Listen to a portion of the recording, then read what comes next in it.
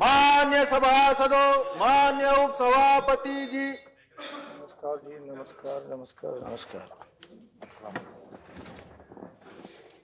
Professor Ram Gopal Yadav, we continue the discussion.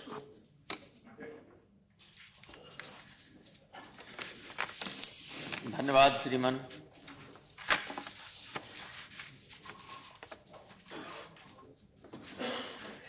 छब्बीस नवंबर 1949 को जिस दिन हमारी संविधान सभा ने भारत के संविधान को अंगीकृत किया था, स्वीकृत किया था और आत्मार्पित किया था,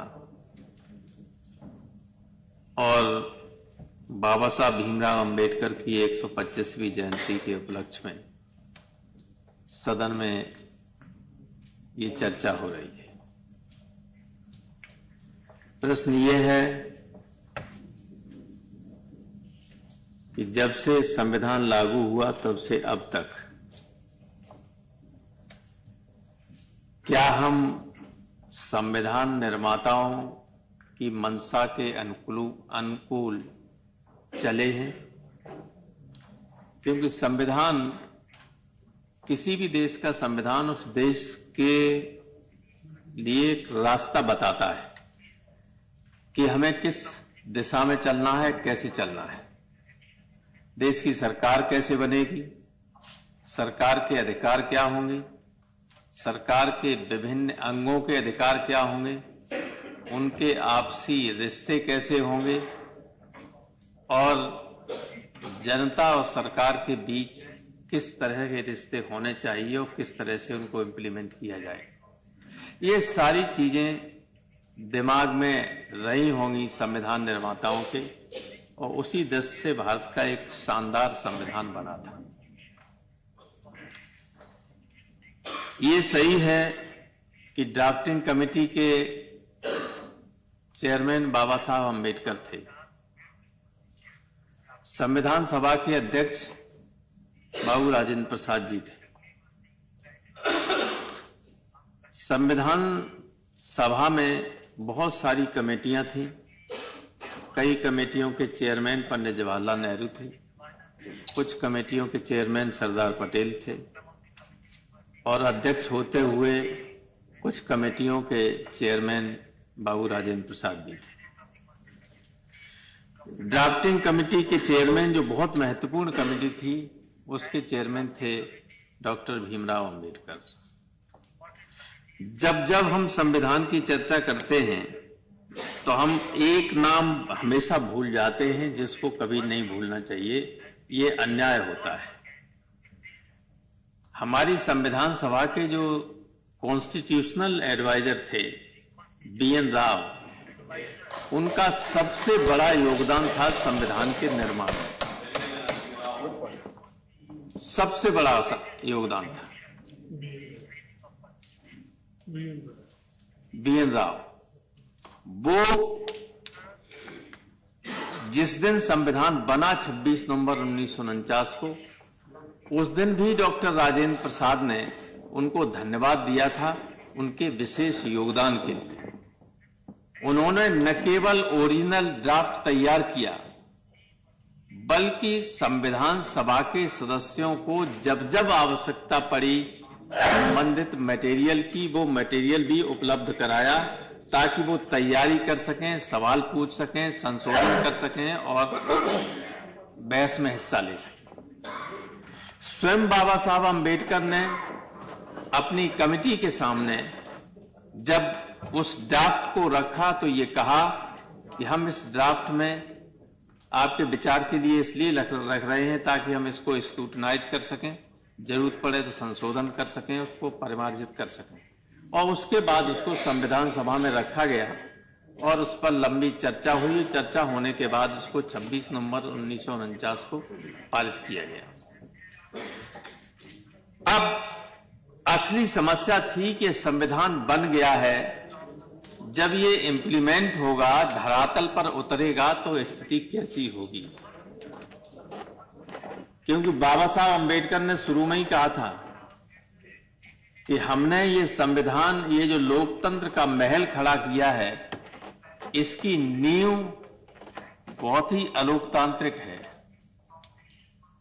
जिस तरह की सामंतवादी, जातिवादी और अन्य किस्म की ताकतें हैं, वे आम लोगों को उनके अधिकारों को देने में अड़चनें पैदा कर सकती हैं। इस बात की आशंका उनको हमेशा थी, और वो आशंका में, और जो आशंका थी उसमें कोई ऐसा नहीं था कि उनको बेवजह ही आशंका हो, क्योंकि स्वयं अंबेडकर साहब ने इस बात को झेला था। जब वो पढ़ लिख चुके थे और जब एक टीचर होने के बाद बंबई पढ़ाने गए, तो हमने सबने पढ़ा है कि किस तरह से कुर्सी को धोया गया, उन सड़कों को धोया गया जहां से अंबेडकर निकले कि ये सड़कें अपवित्र हो गई, ये कुर्सी अपवित्र हो गई। और ये तो उस वक्त की बात थी। मुझे तो कभी कभी अजीब लगता है कि बाबू जगजीवन राम बनारस में एक मूर्ति का अनावरण कराए, तो एक बड़े नेता थे कांग्रेस के, उनके भाई करुणाशंकर त्रिपाठी ने, करुणापति त्रिपाठी, कमलापति त्रिपाठी जी के भाई, उस मूर्ति को गंगाजल से धुलवाया कि पवित्र हो गई। तो अंबेडकर साहब ये जानते थे कि यही, इसीलिए उन्होंने कहा था कि हमने जो ये जो महल खड़ा कर दिया है लोकतंत्र का, इसकी नींव बड़ा कमजोर है, इसलिए बहुत सावधान रहने की जरूरत होगी देश के हर नागरिक को, देश के हर समझदार नागरिक को, अगर इस संविधान को सही तरीके से लागू करना है। तो संविधान लागू होने के कुछ दिनों बाद ही समस्याएं शुरू हो गई। उत्तर प्रदेश, बिहार और मध्य प्रदेश ने जमींदारियां खत्म की, मामला कोर्ट में गया। रविशंकर जी बैठे हुए हैं। कामेश्वर सिंह बनाम स्टेट ऑफ बिहार का एक बहुत ही महत्वपूर्ण मामला था, रद्द कर दिया। जमींदारी उन्मूलन विधेयक जो आया वो रद्द हो गया, और ये कहा कि चूंकि आर्टिकल 13 में ये लिखा हुआ है और मौलिक अधिकारों के चैप्टर, जो तीसरा चैप्टर है, उसको किसी भी रूप में अगर छेड़छाड़ की जाएगी, उसको छीनने की कोशिश की जाएगी, तो वो कानून उसी सीमा तक अवैध होगा। तो ये हुआ। इसके बाद संविधान में संशोधन लाना पड़ा। पंडित नेहरू जी को गुस्से में इसी दूसरे सदन में कहा उन्होंने, जब संशोधन लाया गया कुछ संशोधन करने के लिए कि दिक्कतें न हो, तो उन्होंने कहा कि न्यायालय का यही रवैया रहा, then haves will remain haves and have nots have nots. अमीर अमीर बने रहेंगे, गरीब गरीब बने रहेंगे, क्योंकि मुआवजे के नाम पे हम 100 करोड़ की संपत्ति लेंगे और 100 करोड़ का मुआवजा देंगे, तो फर्क क्या पड़ा। इसलिए बहुत काबिल लोग बैठे हुए हैं और बहुत बड़े बड़े लॉयर्स भी हैं, सब जानते हैं कि किस तरह से कंपेंसेशन को लेकर इस देश में कितनी बार सर्वोच्च न्यायालय से लेके, हाई कोर्ट से लेके और संसद के अंदर तक उस पर चर्चा हुई और तरीके सोचे गए कि किस तरह से इसको ठीक रास्ते पर लाया जाए।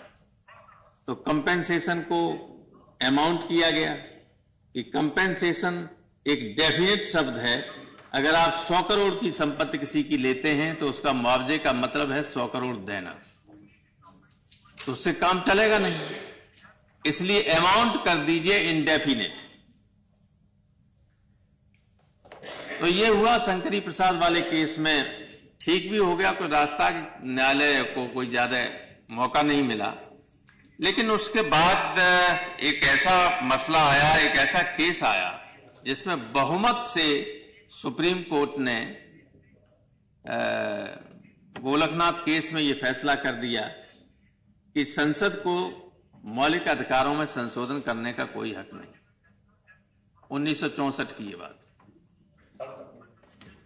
67 की मौलिक अधिकारों में संशोधन करने का कोई अधिकार नहीं। पंजाब का मामला था, पंजाब की स्टेट्स यहां आया सुप्रीम कोर्ट में, फैसला हुआ ये, और ये एक ऐसा फैसला था जिसके बाद किसी भी अगर संसद कोई प्रगतिशील कानून बनाए तो मुश्किल था। उसी के बाद हम लोग जानते हैं कि बैंकों का राष्ट्रीयकरण हुआ, वो भी रद्द हो गया इसी आधार पे। तो मैं केवल आज कुछ बातें यही नहीं कि कहां न्यायपालिका ने क्या किया, कार्यपालिका ने कहां पर गलती की और विधायिका से कहां गलती हुई, इन सारी चीजों को बहुत संक्षेप में कुछ बातों को सामने रखना चाहता हूं, क्योंकि संविधान पर चर्चा हो रही है तो इस पूरे रास्ते में कहां कहां हम भटके, कहां गलतियां हुई, उनकी चर्चा होगी। ये कोई अपनी आलोचना न समझे, मैं तो बिल्कुल तथ्यात्मक ढंग से, बिल्कुल नॉन पॉलिटिकल व्यक्ति की तरह से आज बात करने जा रहा हूं। तो गोलकनाथ केस में जब सुप्रीम कोर्ट ने बहुमत से फैसला किया कि संसद को मौलिक अधिकारों में संशोधन करने का कोई हक नहीं है, उसके बाद इसी आधार पर बैंकों के राष्ट्रीयकरण को जो किया था इंदिरा जी ने, वो रद्द कर दिया गया। तो एक संविधान संशोधन आया 24वां। उस संविधान संशोधन ने, वो 13 जजों की बेंच थी, उसने मान तो लिया कि मौलिक अधिकारों में संशोधन कर सकती है संसद, लेकिन कुछ डायरेक्टिव प्रिंसिपल्स को लागू करने के लिए, सबको नहीं, कुछ डायरेक्टिव प्रिंसिपल्स को लागू करने के लिए मौलिक अधिकारों को उस सीमा तक कर्टेल किया जा सकता है, उनको कम किया जा सकता है, सीमित किया जा सकता है या छीना जा सकता है। लेकिन उसका एक परिणाम यह हुआ कि जिन 6 जजेस ने उस फैसले पर दस्तखत नहीं किए थे, उसी में वो बेसिक स्ट्रक्चर वाला मामला आ गया। उसके बाद उसको चैलेंज जब किया गया, अनुच्छेद वो 24वें संविधान संशोधन को जब चैलेंज किया गया केशवानंद भारती केस में, तो उसने ये कहा, और उसमें भी कुछ जजों ने दस्तखत नहीं किए थे। उन्हीं में से एक जज को चीफ जस्टिस बनाया गया, 3 सुप्रीम कोर्ट के सीनियर जजेस को सुपरसीड करके चीफ जस्टिस बनाया गया, जिसकी बड़ी आलोचना हुई। जस्टिस सेलिट, जस्टिस ग्रोवर और जस्टिस हेगडे, 3 जजेस को सुपरसीड करके एएन रे को चीफ जस्टिस बना दिया गया। ये वो जज थे जिन्होंने उस फैसले पर दस्तखत नहीं किए थे। तो यहां से शुरू होता है कि किस तरह से कई बार कार्यपालिका ने भी न्यायपालिका और व्यवस्थापिका के काम में अनावश्यक हस्तक्षेप किया। हम सब जानते हैं कि एक स्थिति ऐसी आई जब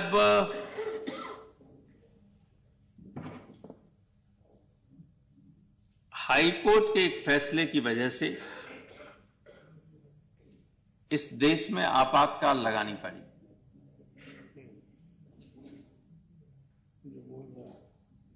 और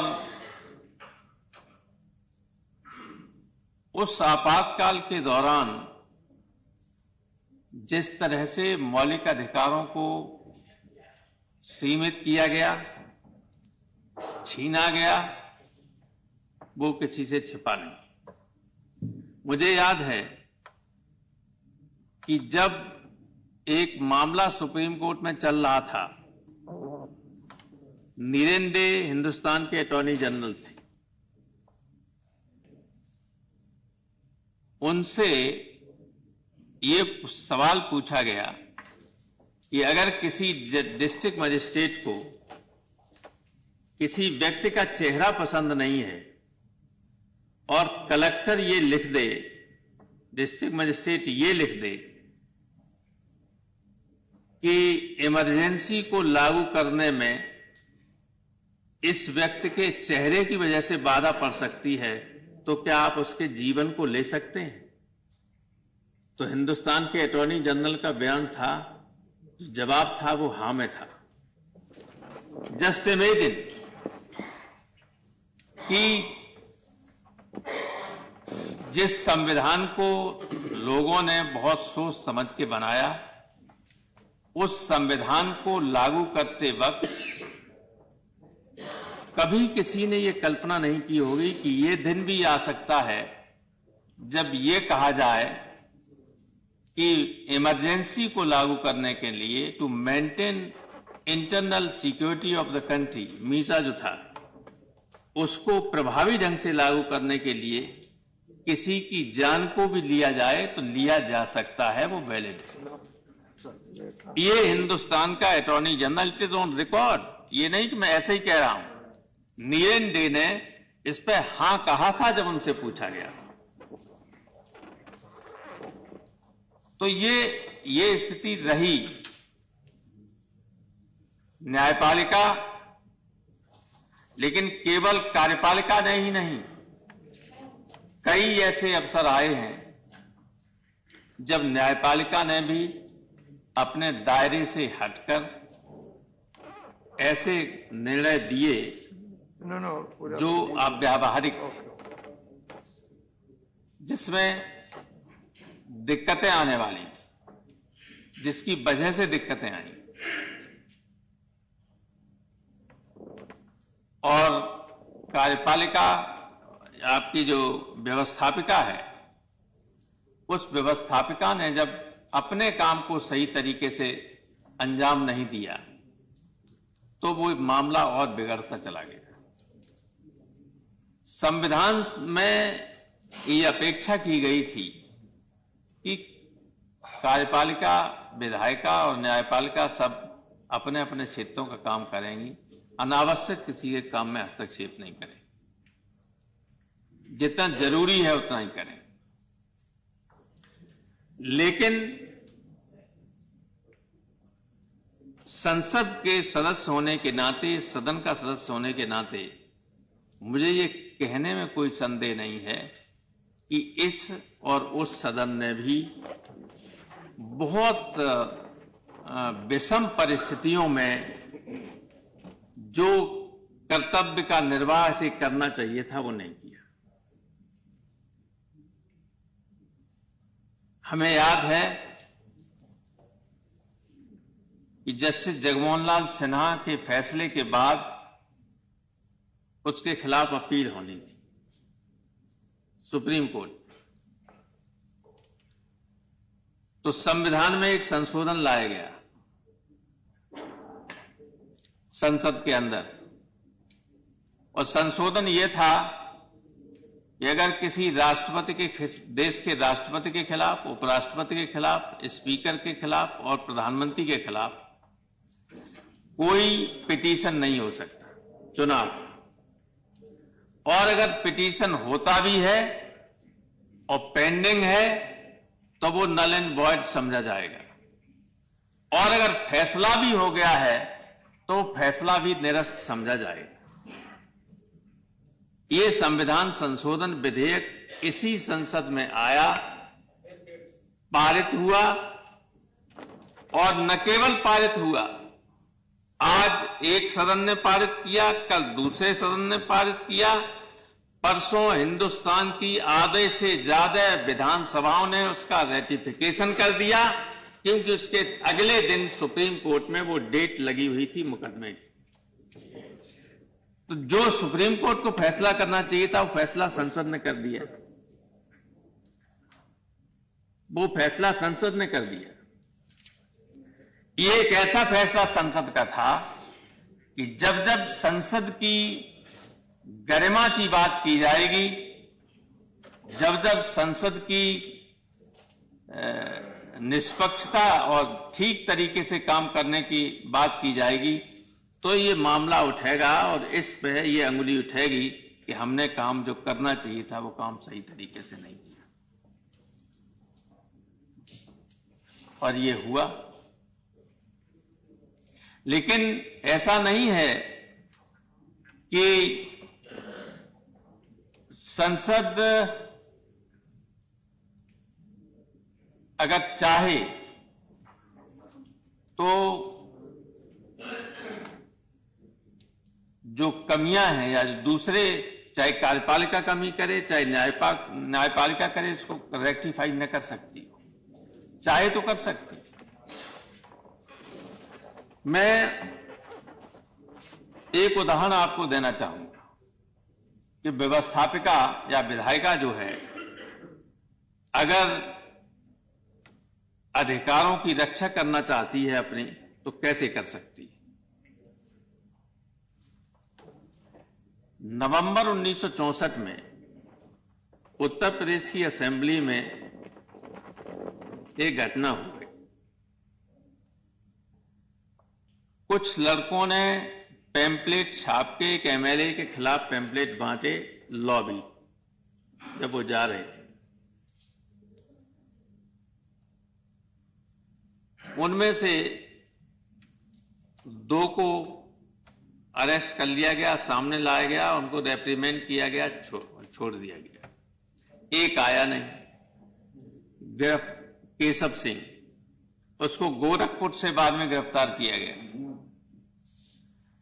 उसने स्पीकर को ये चिट्ठी लिखी कि आपका जो फरमान है वो नादिर शाही फरमान है।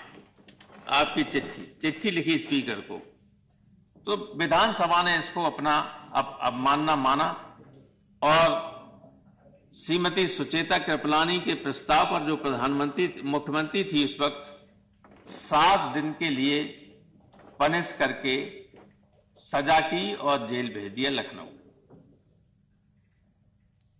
14 नवंबर 1964 की बात है।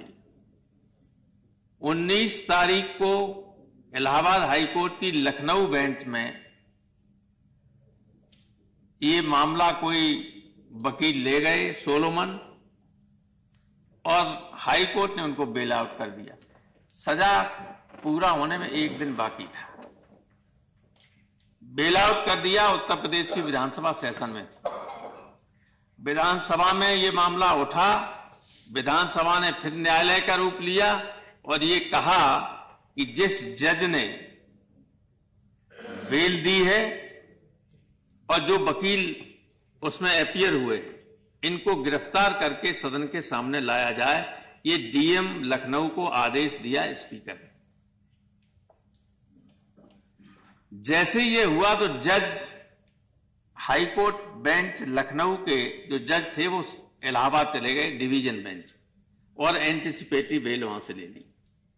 जब वहां से एंटीसिपेटरी बेल ले ली मान्यवर, तो विधानसभा ने फिर विधानसभा बैठी और विधानसभा ने कहा कि उन दोनों जजों को जिन्होंने इलाहाबाद हाईकोर्ट के जज थे, उनको गिरफ्तार करके सदन के सामने लाया जाए। ये इतना संगीन मामला हो गया कि राष्ट्रपति ने स्वयं अपनी तरफ से इस मामले को सुप्रीम कोर्ट को रेफर कर दिया कि क्या इस तरह का मामला बन सकता है, ऐसा हो सकता है। खैर, इलाहाबाद हाईकोर्ट, ये सुप्रीम कोर्ट ने तो राय दे दी कि वो बेल ले सकता था हाईकोर्ट, लेकिन मामला इलाहाबाद हाईकोर्ट में चलता रहा। मामला इलाहाबाद हाईकोर्ट में चला। 1 साल बाद नवंबर 65 में ही 19 नवंबर 1965 को इलाहाबाद हाईकोर्ट ने फैसला दिया कि जब विधानसभा ने जनरल वारंट के तहत, स्पीकर ने अपनी सील के तहत किसी को पनिश करके सजा दी है, तो किसी भी न्यायालय में इसे चैलेंज नहीं किया जा सकता। और आदेश दिया कलेक्टर लखनऊ को कि केशव सिंह को गिरफ्तार करके 1 दिन की जो सजा रह गई है उनकी, उसके लिए उन्हें गिरफ्तार करके लखनऊ जेल भेजा जाए।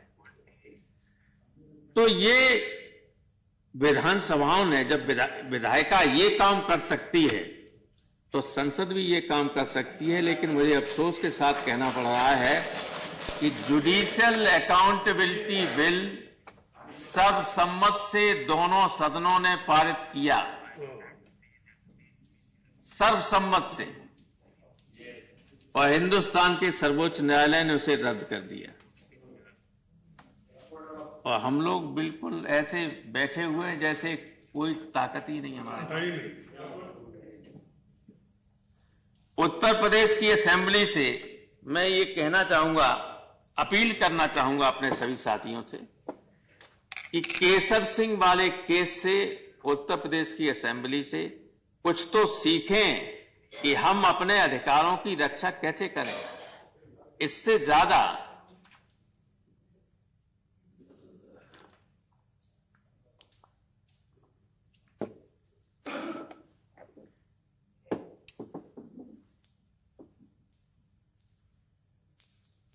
और कोई बात नहीं हो सकती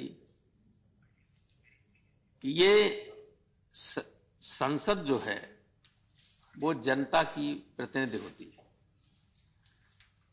और संसद हिंदुस्तान की जनता की कलेक्टिव विल को रिप्रेजेंट करती है। और जिस संसद के दोनों सदन सब सम्मति से किसी निर्णय पे पहुंचे हो, वो देश की सामूहिक इच्छा का प्रदर्शन था। और देश की सामूहिक इच्छा के प्रदर्शन के खिलाफ फैसला आए न्यायपालिका से, ये न्यायपालिका से उम्मीद नहीं की जा सकती। उम्मीद नहीं की जा सकती कि जनता की इच्छा के खिलाफ फैसला सर्वोच्च न्यायालय करेगा। पूरे देश की एक मत इच्छा के खिलाफ संसद के दोनों सदनों की सर्वसम्मति माने देश की इच्छा, और देश की इच्छा के खिलाफ करे फैसला कोई। इसलिए हमें सोचना पड़ेगा। मैंने पहले भी एक बार कहा था कि जब फ्रैंकलिन डी रूजवेल्ट के डील लॉज को अमेरिकन सुप्रीम कोर्ट ने रद्द कर दिया, दोबारा कानून बनाए, महंगाई मंदी को निपटने के लिए कानून बनाए गए थे, रद्द कर दिया, तो लोगों ने कहा कि अब तो सुप्रीम कोर्ट जो है कोई काम नहीं करने दे रहा है, राष्ट्रपति को लगता है 36 का चुनाव हार जाएंगे राष्ट्रपति। एक गुस्से में उस वक्त रूजवेल्ट ने कहा था कि अगर सर्वोच्च न्यायालय का यही रवैया रहा तो हम सर्वोच्च न्यायालय को अपने लोगों से पैक कर देंगे। हालांकि सीनेट ने कहा कि हम ऐसा होने नहीं देंगे, न ऐसा कभी हुआ। लेकिन 1936 से लेके आज तक अमेरिका की न्यायपालिका ने कभी राष्ट्रपति से लड़ने वाला कोई फैसला नहीं किया। आज तक कोई ऐसा विवाद नहीं हुआ कि फैसला हुआ ऐसा हुआ हो जैसे न्यायपालिका और कार्यपालिका के बीच कोई विवाद पैदा हो। लेकिन यहां तो न्यायपालिका जो है, जिसका काम कानून तोड़ने वालों को दंडित करना और जरूरत पड़ने पर कानून की व्याख्या करना है, यहां न्यायपालिका अपॉइंटमेंट करने लगी, न्यायपालिका ट्रांसफर करने लगी, न्यायपालिका नगरपालिका में कैसे सफाई हो इसके लिए आदेश देने लगी। जब ये न्यायपालिका काम करने लगेगी तो सारा काम न्यायपालिका करने लगेगी तो ये संसद किस लिए है, और ये सरकार और मंत्री जो बैठे हुए हैं वो किस काम के लिए।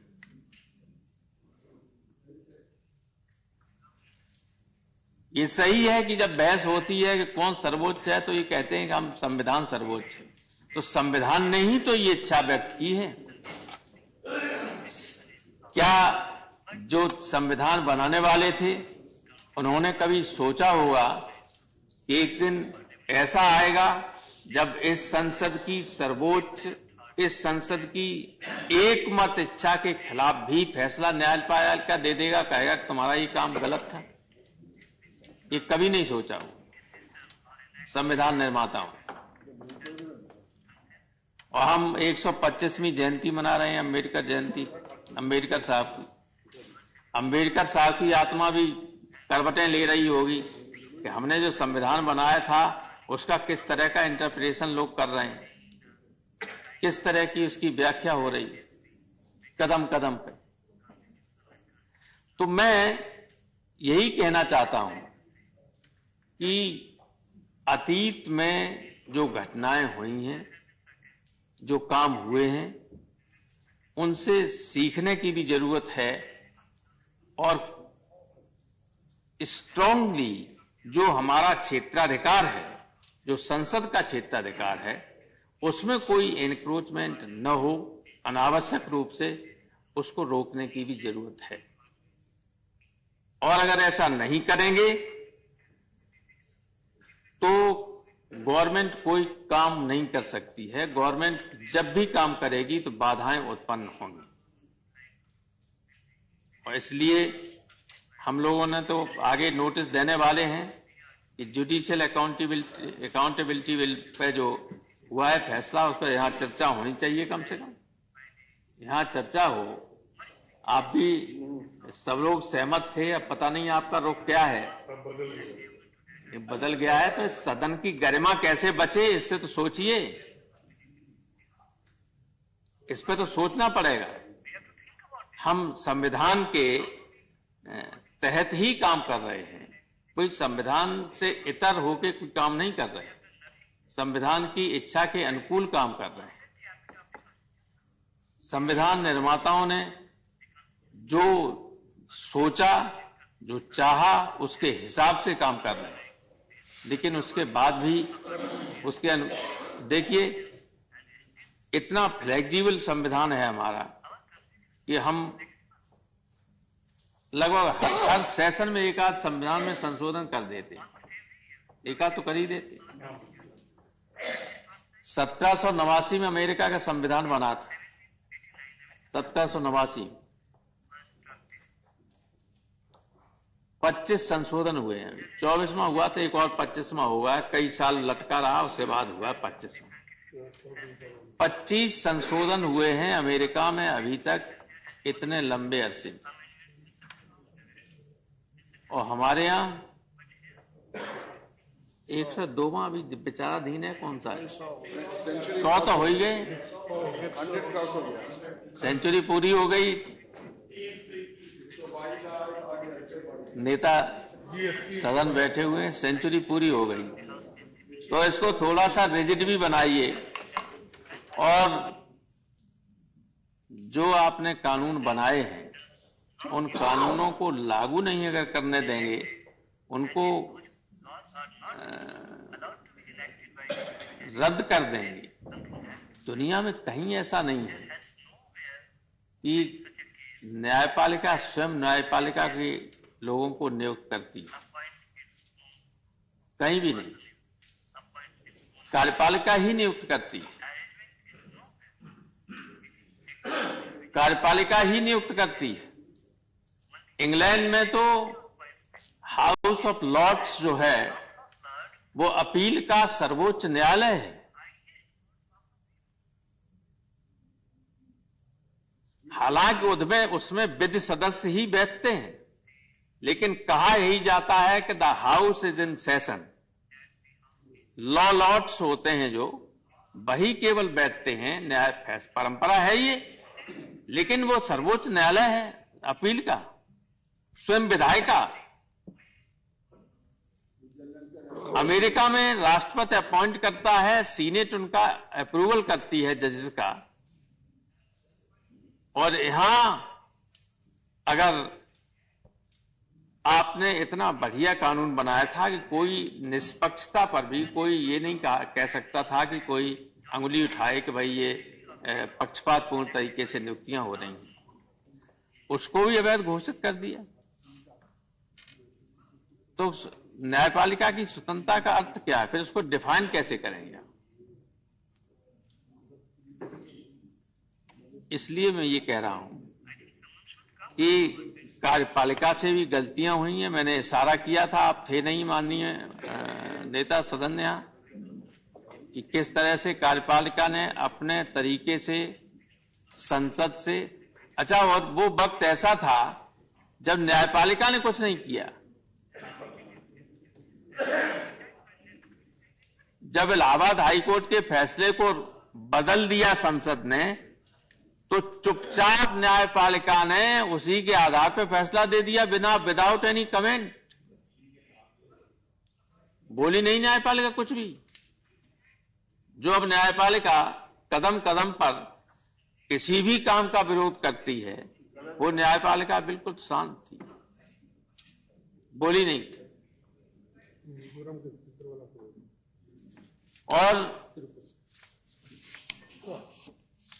पूर्वोत्तर राज्य के, मैं माननीय आपके माध्यम से माननीय मंत्री जी का ध्यान आकर्षित करना चाहूंगा, वो बहुत अच्छी तरह जानते भी हैं कि पूर्वोत्तर राज्य के एक स्पीकर का मामला था। एक विधायक की सदस्यता को रद्द करने का मामला था, रद्द कर दिया उन्होंने। संविधान में हम ही लोगों ने लिखा उसमें कानून में कि स्पीकर का फैसला अंतिम होगा, इसमें न्यायालय में चुनौती नहीं दी जा सकती।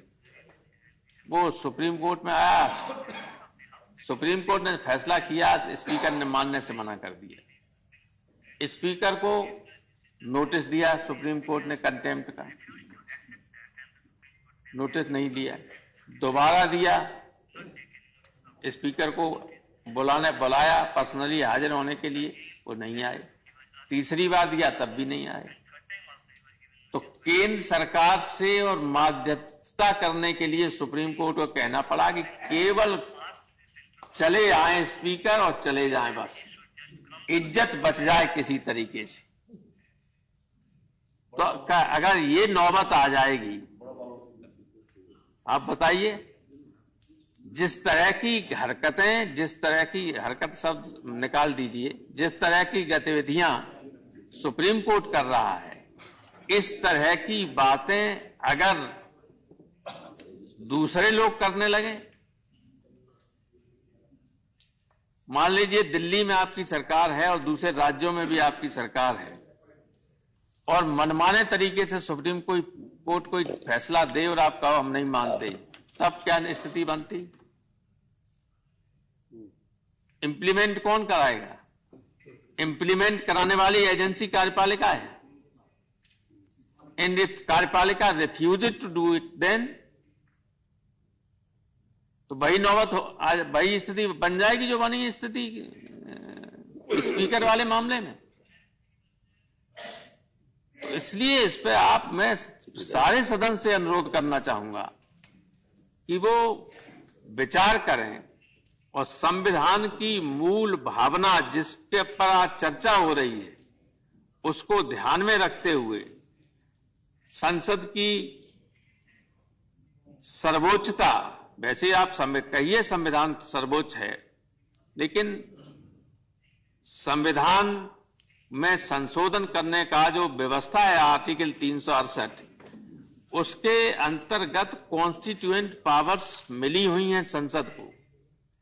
संसद चाहे तो कुछ हिस्सों को छोड़कर, जिसको अब कह दिया गया कि ये बेसिक स्ट्रक्चर है, पूरे विधान को दोबारा ये संसद उसमें संविधान सभा का रूप लेके उसको रिराइट कर सकती है, एक्सेप्ट सम बेसिक स्ट्रक्चर। हालांकि उसको एक्सप्लेन नहीं किया कभी किसी न्यायालय ने, कभी किसी पॉइंट को एक्सप्लेन कर दिया, कभी किसी को कर दिया, कभी किसी कर दिया, लेकिन क्या वास्तव में बेसिक स्ट्रक्चर है, इसको सही तरीके से एक्सप्लेन नहीं किया। शुरुआत जस्टिस एच.आर. खन्ना ने की थी, उसके बाद बार बार ये बातें उठती रही। तो इस संविधान को सही तरीके से लागू करने के लिए मेरी सदन से, सदन के सभी लोगों से ये गुजारिश है कि सदन की गरिमा बनी रहे, सदन की महत्ता बनी रहे, सदन द्वारा बनाए गए कानूनों को जब चाहे तब मन चाहे तरीके से उसका गलत इंटरप्रिटेशन न किया जा सके, इस तरह की व्यवस्था होनी चाहिए ताकि संविधान निर्माताओं की मंशा की इज्जत बनी रहे, उसके अनुकूल काम हो और इससे बड़ी कोई श्रद्धांजलि अंबेडकर साहब या अन्य संविधान निर्माताओं को जो उसमें जिनका सबका योगदान था बड़ा और कोई हो नहीं सकती। बहुत बहुत धन्यवाद। Thank you, very good.